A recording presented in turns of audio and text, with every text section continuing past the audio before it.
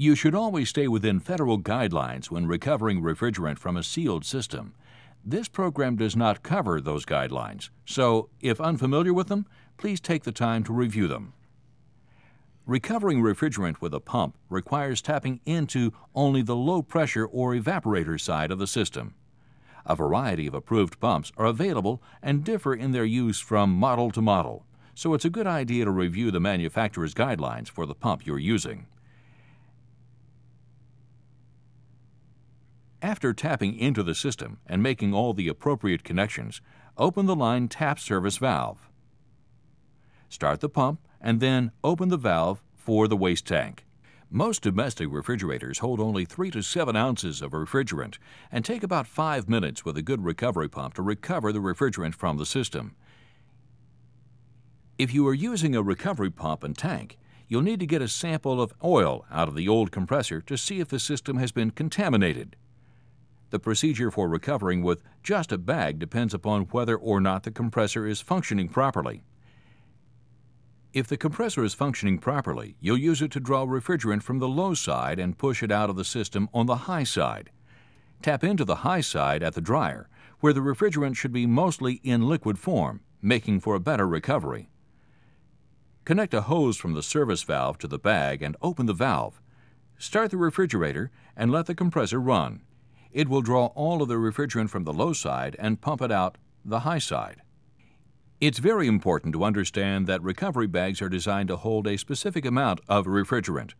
The bags are large in volume so that when gravity feeding refrigerant from a system with a dead compressor, the bags will accept all of the refrigerant from the system. While the bags may appear to be able to hold more than their specified capacity, you must never exceed that capacity. Doing so by as little as 2 ounces will usually rupture the bag. Let the compressor run for at least 10 minutes. As refrigerant travels into the bag, there's a certain amount of compressor oil that travels with it.